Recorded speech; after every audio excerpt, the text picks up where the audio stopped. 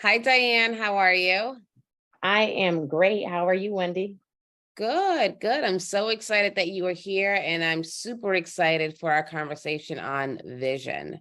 Yeah, And me I too. just want to let everyone know why we're talking about this. So, as many of you know, I go around and I speak to many people from students to CEOs to C-suites. And one common theme that has been coming up in all of my talks is vision. Many people, doesn't matter how young, how old, if they're just starting their career, if they're very advanced in their career, a lot of people don't know what their vision is. And who better to come and talk to us about vision?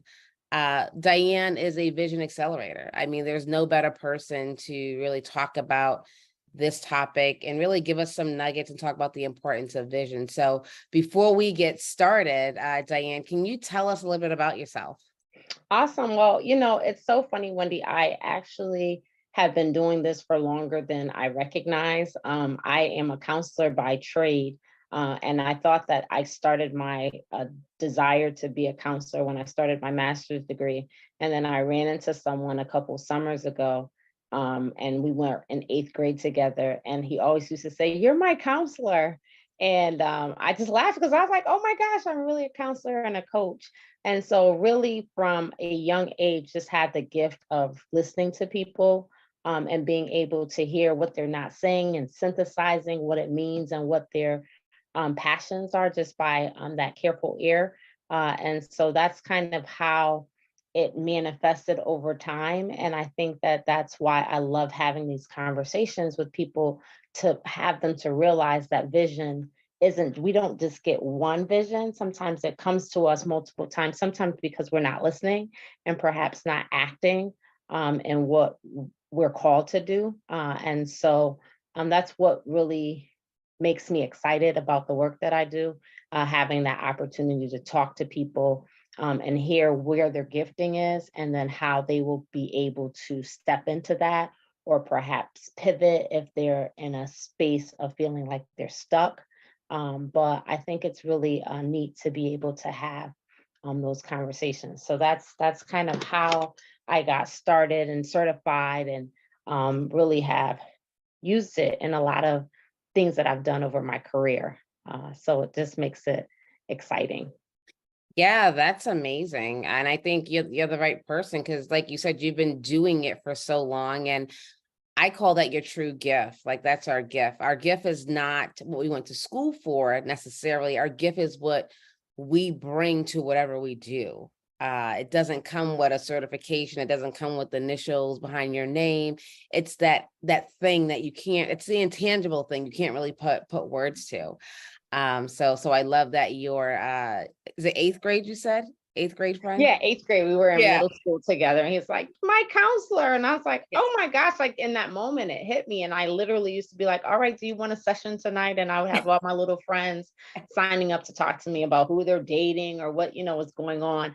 But it just made me laugh that, I did do social work as a major undergrad and then counseling for my master's degree. But it wasn't until a while after that I realized that I really am about futuristically. That space is kind of where I always, okay, so that happened, but what, is our next intention as it relates to what you want to do? So even though, like you said, the degree was in, it prepared me, but it prepared me with all the other things that I had always wanted to do and was doing. So, yeah. Absolutely.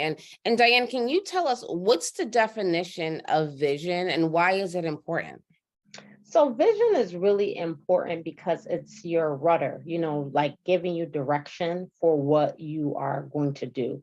And so I often, when I'm working with my clients, say, you wouldn't jump in your car and say, "I'm going to New York City," and not turn on your GPS or not pull up the address that you're going to. And so vision is that same thing, just having a concept, an idea of what you're forging forth to do, and then just getting really clear about the steps that you need to take to manifest that. I love that, because one thing I always say is that, I'm the stress solution strategist. I focus on stress management and emotional intelligence. And when we are stressed, sometimes we can't have the clarity, or we don't have the clarity to see straight or to revisit our vision, right? Because sometimes, we have it at the beginning of the year when we're doing our vision board parties, we're very clear on the vision, but, Mhm. quarter two, we forgot about the vision. Or 30 months, 30 Oh, days in. yeah.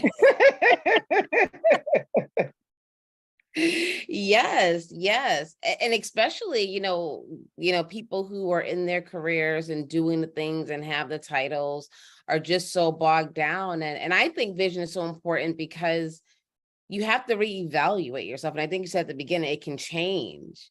Like, Mhm. are you on track? Are you on track? Because we evolve as we grow and we experience things. And like, I think people need to dial in and kind of revisit their vision. Absolutely. And I think with that, it's being honest, why are you not maybe hitting the benchmarks that you wanted to hit? And then, I always say that the best investment you can make in yourself is coaching or self-development, because if we could figure it out, we would have already. And so sometimes having that outside perspective to be able to help give direction. And I'm a coach and I still hire a coach, and so I practice what I preach, in terms of there's always a next level and there's always something more. And if you're talking to someone and they're acting as if they arrived, I always say that's the time to run, because we're all on a journey, right? And, um, I think it's really important to look at where you are and look at where you want to be, and then look at the steps and maybe what is it, a personal self-sabotage. In my program specifically, we have something called the dreamer and the doubter. um, and our dreamer is, you know stressblueprint.com is going to be everywhere. You're going to be hitting all the benchmarks that you want. And then the doubter is, maybe I should just be a mom and not follow my dream, right? Like, so everyone has this dreamer that's like telling you can knock down all the walls and make it all happen. But it's really important to also tap into your doubter, because the two of them go hand in hand. And sometimes you don't know who's going to show up on a particular day. And so it's nice to know their voices so that you don't get stuck in self sabotage. Oh, I love that. I love that. What are some things you found in your work as a coach and social worker? What prevents people from revisiting their vision? What prevents them from? Yeah, what are some obstacles that kind of get in the way? Because the January 1st, everyone's excited. Everyone has a vision board. Everyone knows the thing. Everyone's in the gym. They're doing the thing. What comes up that prevents them? Like they just lose track. They're off I track. think time management is a big piece. I think that a lot of times people have vision for something that they want to do, but then they don't have the clarity around the goal. So then, if you don't have the clarity around the goal, so yes, I want to lose, 50 pounds by June 15th, but if I'm not committing to going to the gym 3 times to 4 times a week and doing an hour worth of work at that, I'm not going to hit that goal. So then the frustration happens because the clarity isn't there. So then we don't make the time. Because then the reality is we all have the same amount of time. And there's some people that are wildly successful, and then there are others that may feel like they're staying in the same place. It's really the decisions that we make as it relates to how we're going to manage and govern our time. And that connects back to discipline. So if you kind of look at that, and oftentimes that's a conversation that I like to have. What's your relationship with discipline? Would you say, what would be your rating that you would give yourself on a scale of 1 to 10, 10 being highly disciplined and 1 being, I got a lot of work to do? And then how do you deal with confrontation? Because if you're being told that you said, because sometimes some of this work is holding the mirror, and I always say, sometimes when we select friends or family members that we love, we know who to call when we want to make an excuse. You don't call the person that has good discipline that's going to say, you should have got that together, Wendy, because you said that on January 1st. We call the person that we also know they tapped out on their goals. So they're like, girl, I know you were busy. You didn't have time, That's you know. right. That's right. So, I often say that's why it's important to have that culture, to have someone, in your life to be that mirror to really push you forward towards the things that you say that you want to accomplish. So I would say time is definitely a big deterrent. And I think that sneaky self-sabotage is a huge piece. Sometimes that imposter syndrome can feel like, you might want to do or be something, but then feel like you aren't in the space to be able to do that, based off of the way that you're seeing yourself, or maybe the fear of what you think you may lose if you become this CEO, or if you become this high powered person, that maybe there wouldn't be space or love. So then that self sabotage can have you to say, okay, well, maybe I don't really want that because I feel like I'm going to lose this. So all of those things are important conversations to have, as we look at what we want to accomplish. And I think that everyone's route is different. And so that's why it's not a one size fits all. Sometimes in the program, you may have someone who's really good at setting an intention, but then their struggle may come up, in the 6th week when they're realizing that they're having a difficult time with failure, or that they always have been successful, right? Like, so kind of being able to tap into what each specific person has as a barrier. But we all have something that can make us have a stumbling block. I think the important part is to be able to take it apart, to be able to put the pieces together to move towards manifestation and success. Oh, I love that. And while you're talking, I'm like, you need a coach.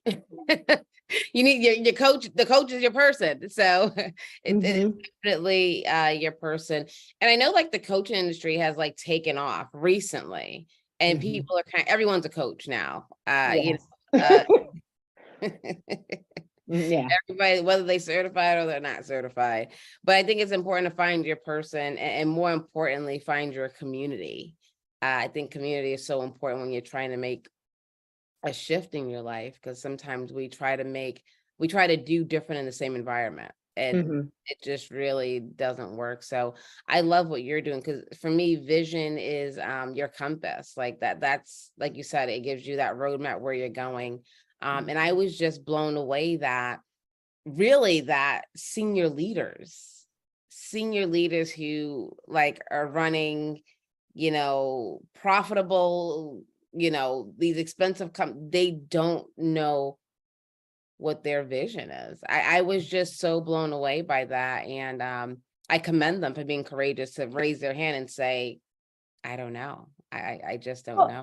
I think the struggle sometimes too is when you hit a certain level of accomplishment and you are the person that people go to for answers and direction. um, you almost feel sometimes like you can't have someone that you go to for answers and direction.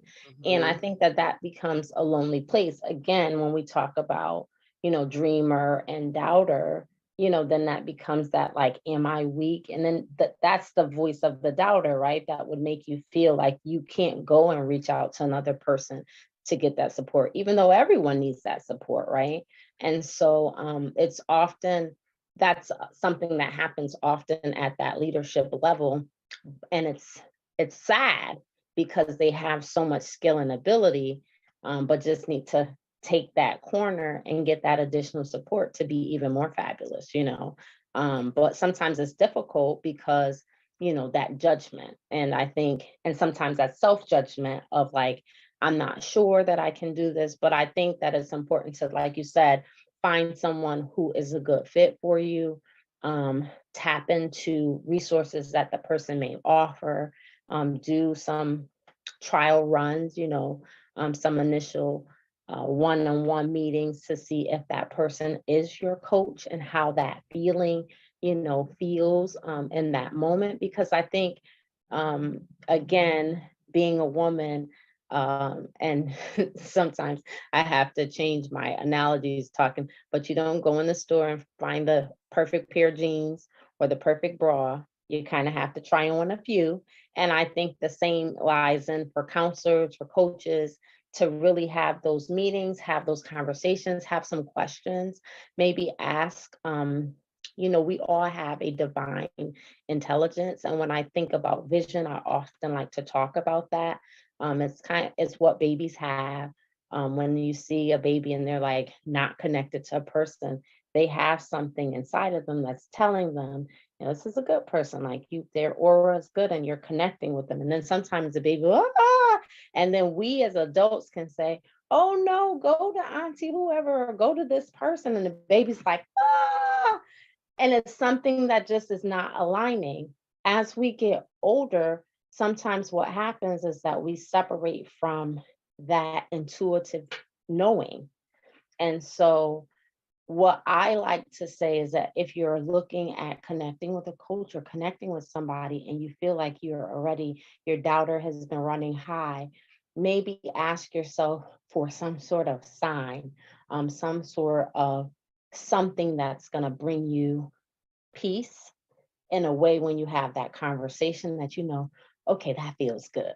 Like that feels like someone, maybe sharing something that maybe you have felt uncomfortable sharing, and seeing what that person offers you in that consultation time might be wow, that's worth the price of admission. Like, because now that person has given me insight on something that I had been struggling with. And that means that if I go ahead and do more work with them, I'm going to get more from it. And maybe having a couple of those meetings so then you can compare. Any coach that's trying to like have you to jump on with them right away is usually a coach that's just trying to build their practice and not serve you. And so I think that's, as a consumer, that's also something to be mindful of. It's about your betterment. It's about you really getting what you're looking to get, and about you doing the work also, right? But I think it goes hand in hand. You can't have someone who has their own ulterior motive and then you're not committed to picking the right person, because then it's just a disaster and you're just setting yourself up.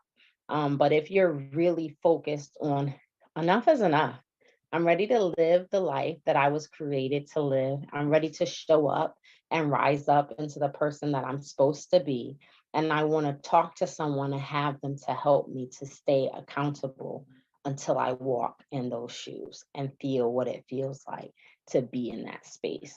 That's the coaching relationship, right? That's vision at its best, because anything that you want to have, do, or be, you have the power to do that. And, it's just a matter of really just breaking it down and believing that you can have it. And then you look back and you're like, wow, I'm here. And I've Yeah. had so many clients that, they're like, can you help me do that? And I said, I can help you. You just got to do the work, and I'll be here cheering you on and kicking you in the butt at the same time and, making it happen.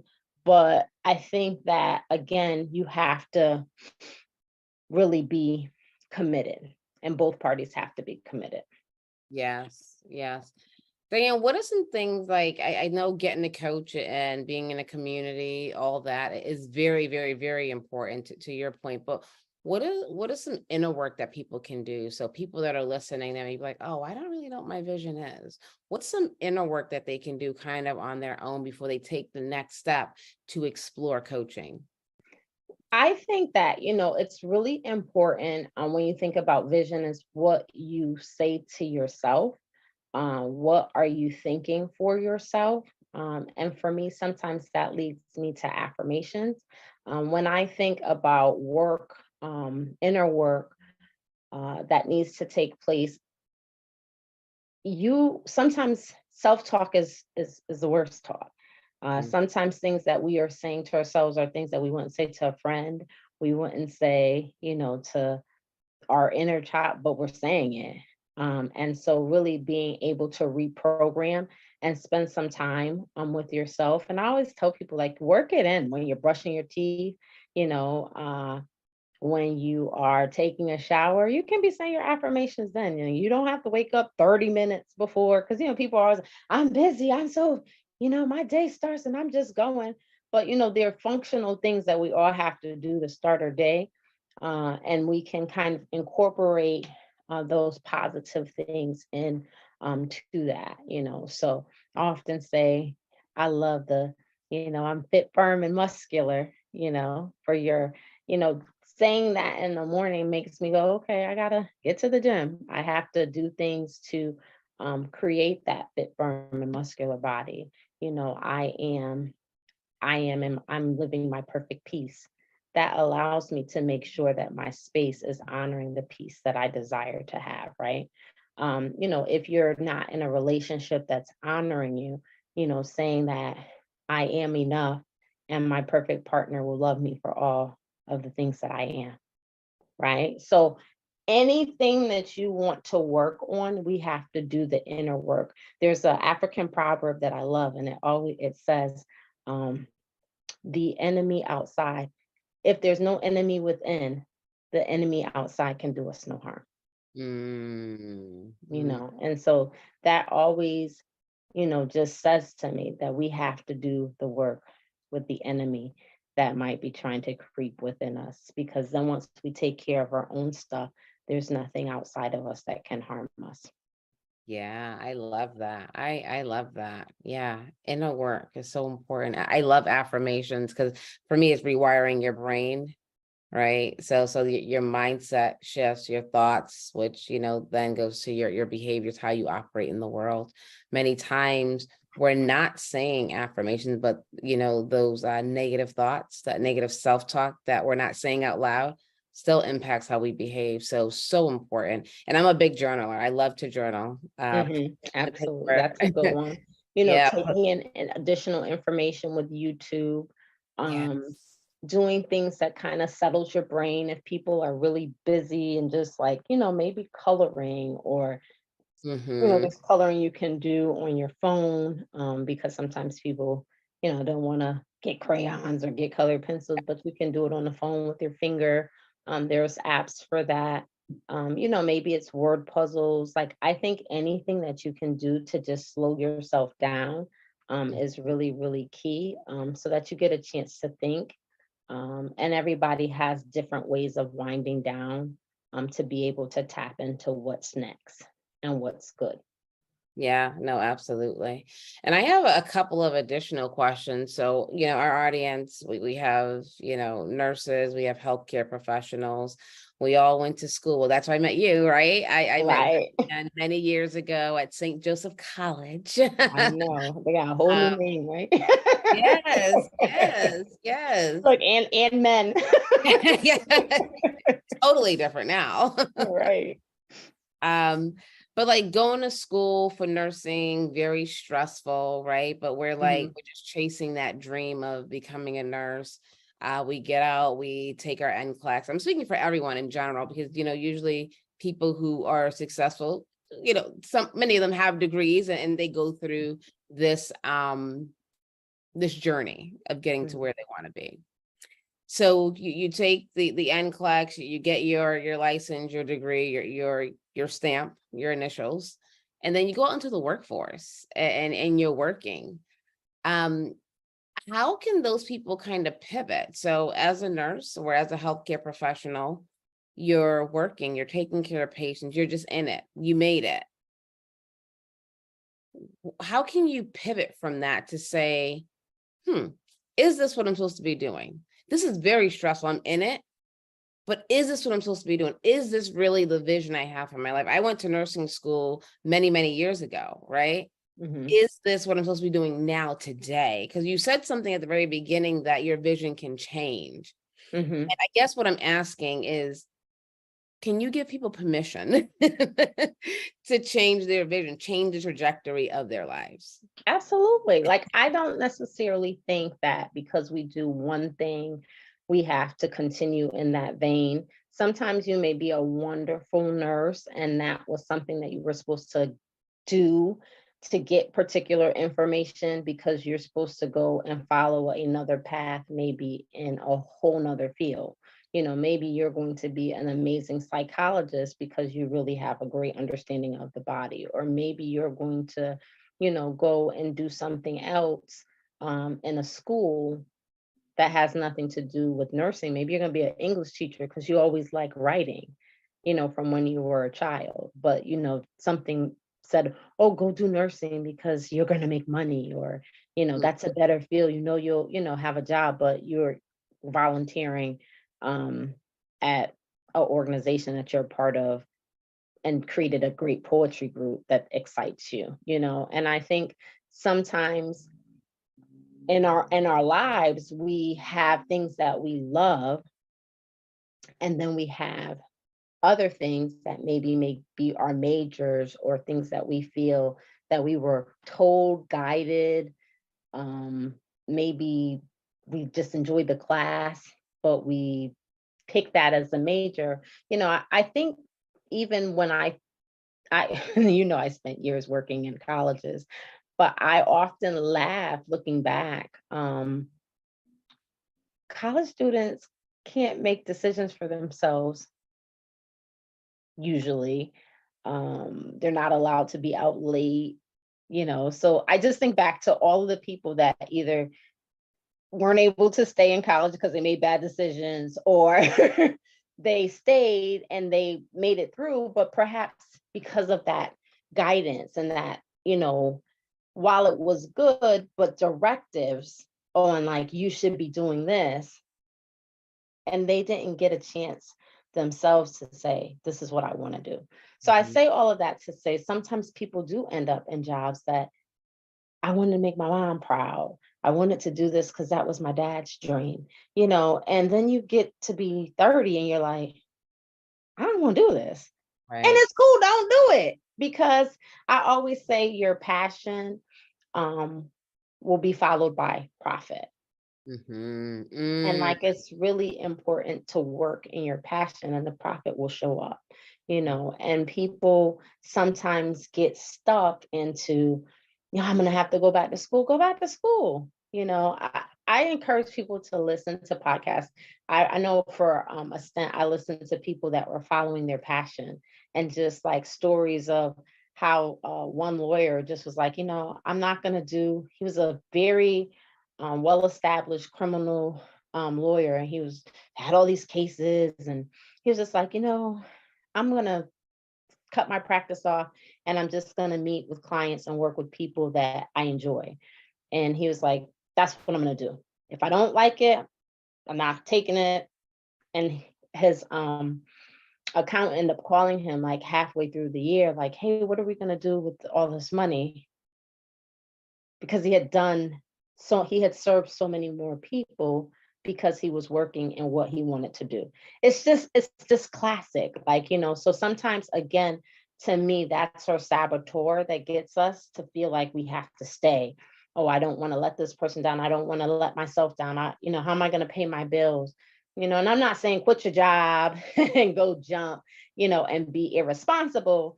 Don't come looking for me for I watched this podcast with Wendy and the girls that do it. But I'm saying that I feel sometimes we can get stuck, and Mm. we need to be intentional with looking at what really gives us that feeling of joy, and then chase that like nothing else. Mm. Because you're going to feel good. If Yeah. you're waking up and you don't like that job and that's not where you want to be, yes, you're there, you're existing, and you're doing the people's work. Mhm. But don't you want to do your work, the reason why you were created? I always think about how hard, and as a science person, it's hard to make it onto this planet. Mhm. Just the creation of who you are, and how that all came to be the whole time that you grew in your mother's womb. And then to make it onto this life plane through birth, it's not an easy task. So you really came out winning. And then now we have to figure out how to keep winning while we're living. And that means that we really have to tap into what's our joy. And I Yeah. think we all have a distinct, unique purpose for why we're here. And sometimes people go, I don't know my purpose.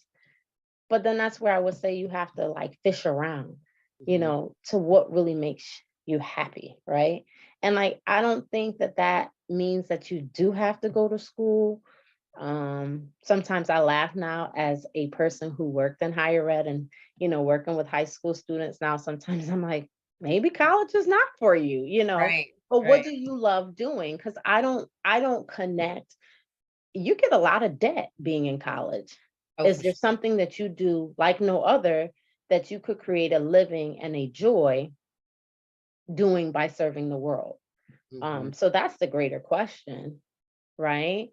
Like, so I think, so sometimes I find students will kind of gravitate towards me because they're like, this is a different conversation. Like, Oh, what yeah. do you really love? Like what class do you go to and it's easy for you to get a grade? Or what space do you thrive in?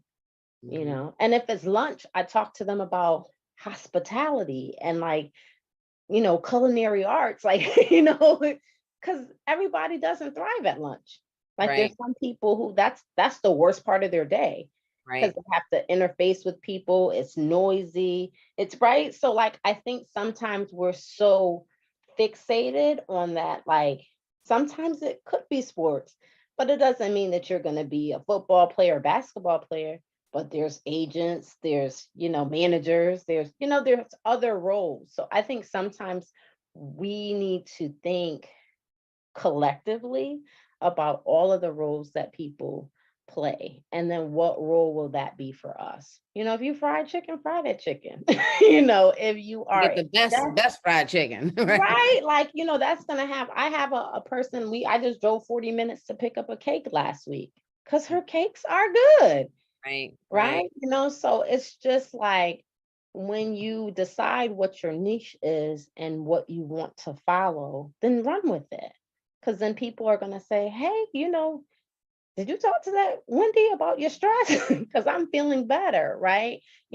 Have her into your organization. I just think that whatever our calling is, it's really important that we tap into it because that's how we align our vision. And then it becomes easier when you're fighting against it, then that's what makes it hard. Like life shouldn't be hard, right? And sometimes that's what we may have heard, but when you are doing I'm not saying that all days are going to be easy, but it should feel good because you know what you're going towards.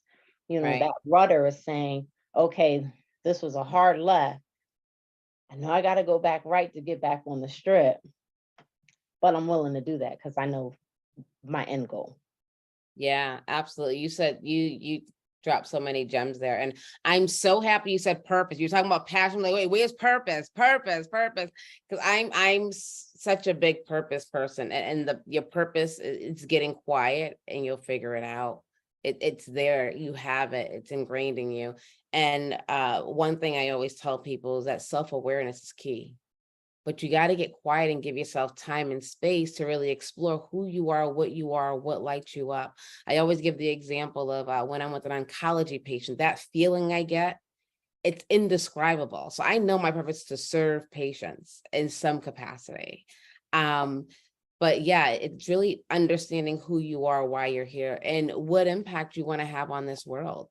And that may sound like crazy to people, but that's what it is. And I Mhm. think what you said, vision is it comes from it, but it's all linked, the passion, the purpose, the vision, it's all linked, but we have to give ourselves the time and space to really explore what that is. Mhm. And are we on track or do we need to create a different roadmap? And I think that's, why what you do is so important as the Vision Accelerator. I love that. And I have one more question before we wrap up and get to our rapid fire. So what can organizations, because every organization you go to, you work at, you pull up their website, they have mission and vision on there, right? And right now we're talking about individual vision. What's your vision? What's your vision? How can organizations incorporate vision into like their employees? How can they make that an essential part of the culture of employees tapping into their vision? How can we do that? Can we get some nuggets on how organizations or leaders can start really tapping into the vision of their employees? I think by giving space to even talk about it is key. I think sometimes it's even reconnecting. I think sometimes we have meetings for the purpose of having meetings at in workplaces. But how about we start a meeting sharing the vision of the organization, but then asking people, what's your vision for this month? What's your vision for why are you here as a part of our vision, and how can we help you to manifest and move your vision forward? I think that so many times it's so polar opposite, like I think I worked with a manager um one time, and his staff had been there for years, and I was just really struck, and he was like frustrated, like I need to move on. And my thing was, wow, like what are you doing that is having people to believe in you and your leadership, that they're giving 10, 15 years of their life, in this place? you know Many of them could have been making more money, could have been doing other things, uh, but they were committed to him, and they were committed to the vision of what their group was. And I think, you know, I think that speaks to our leadership, and I think what I liked with his story, he started at the bottom as an entry level, and then was running the entire organization at that particular site. And I think other people saw that it was possible, right? That they could be. And I think sometimes, we're so busy trying to get to the top. But sometimes I always say your leadership is only as good as your legacy. And if you pour into other people, the likelihood is that they will pour into you and help to like, so it's a reciprocal Mm, piece. And I think when I think about companies, when people are unhappy, the question should be, where are we with our vision, and how can we get people locked into the vision and support them so that we can all be collectively successful? Because once you get that negative energy in an organization, it festers. The water cooler talk is, oh, we here again, like it's just negative.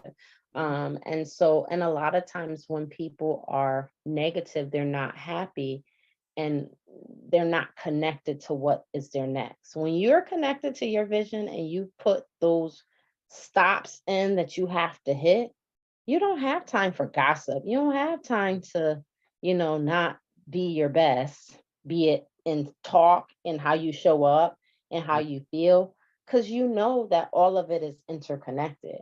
When you don't feel good about where you're going, you don't show up on time. mm, Perhaps you don't come. So you see absenteeism as an issue in jobs, right? Like, so it's all interconnected. So oftentimes when I have conversations with the companies and groups that I've had chance to talk about vision, they're always like, oh, I never put right. Like, who wants to show up? right. Who wants to stay in a place that doesn't feel good? How often do you celebrate? Mhm. People say, oh, that's a waste, that productivity, but you get more when people feel like their presence is acknowledged, that they are celebrated, um, and that it makes a difference that they're there. Yeah, and that's why I think it's important for healthcare leaders, senior leadership, C-suite to really value vision, to understand their vision, because they're leading organizations of people. Hmm. So if I don't know my vision and I'm not taking it serious, how can I even help you uncover yours or tap into Precisely. yours Yeah. or dial into the company's vision? Like, Hmm. so I think it's so important. It goes hand in hand. And this was such a great conversation. And It was. we'll definitely have to have a part two. But before we get to rapid fire, how can people connect with you and find you? Sure. So I am at DianeDrakes.com. And then I'm on Instagram, Diane M. Drakes. And then I'm on Facebook at Dream Big with Diane. And my website is easy because it's DianeDrakes.com. And so, and then my number is also, I try to make that easy, is 860-515-TEAM. So I always joke like you can remember that, 860-515-TEAM, and that's 8326.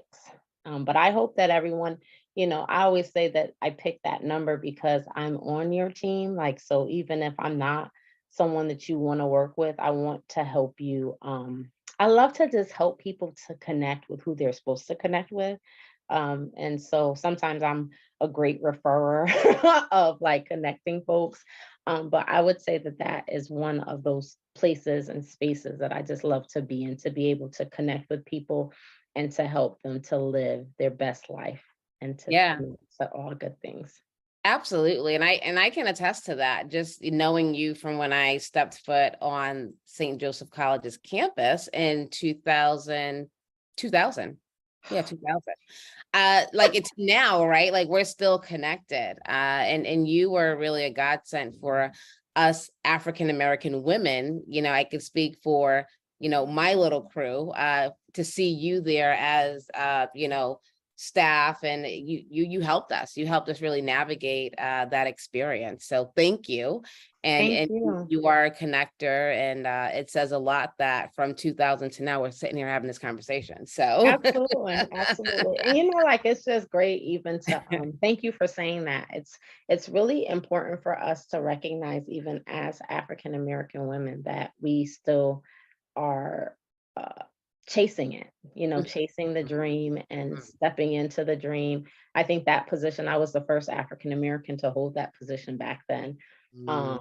And, it's just interesting, even in my career, looking back now and just kind of seeing all the people that I've touched, but it just makes a difference to see yourself. So thank you for sharing that, because I think that that's also another part of me that's really important for us to recognize our greatness and the Black girl magic that exists in all of us. Absolutely. Yeah. Absolutely. So thank you for that, Wendy. I appreciate that. Oh, you're welcome. Well, let's get into the rapid fire before we I'm wrap things excited for this up. rapid Yeah. fire now. All right. Tell me the first thing that comes to your mind to answer the question or finish the statement. Wellness means Taking care of yourself. I know I'm stressed when. I'm tired. My go-to stress management modality is. Massage. One thing people get wrong about me is. They think I'm serious. And I love a good laugh. Yeah. What's your current vision? My current vision is to expand my company and to do more work with people both here in the US and internationally. So that's really, I started to do it and it just feels good. So I just know that I'm supposed to keep on that path. Nice. One thing I learned about myself during COVID is. I love my house. Yeah. Like I love this place. I'm Yeah. never here. I'm like, so that's kind of been a post-COVID practice that I guess is self-care. Is just really, I did a lot of little projects and things in my home and just enjoyed it. But I also like noticed things that I wanted to change or update. But yeah, I definitely know that I love my house. I love that. I love that. And what's one wish you have for our listeners as we end this episode? What's one thing you want them to walk away with? I want them to walk away with the fact that it's important for us to define our personal vision. And it's also equally important for us to recognize that we may need to redefine that vision as life happens or as we continue to evolve and notice that there's things that we are more passionate about, that it's okay to repen your vision. You know, you write it in ink, but you can always cross some things off and make some adjustments. And I think that that's the one piece that I hope that people take away from this conversation. It's one that it's important to create vision, but to recognize that it's a work in progress. I love that. Well, Diane, thank you so much for being here, and we'll have to have you back. All right. Thank you so much. It's been great talking with you and being here.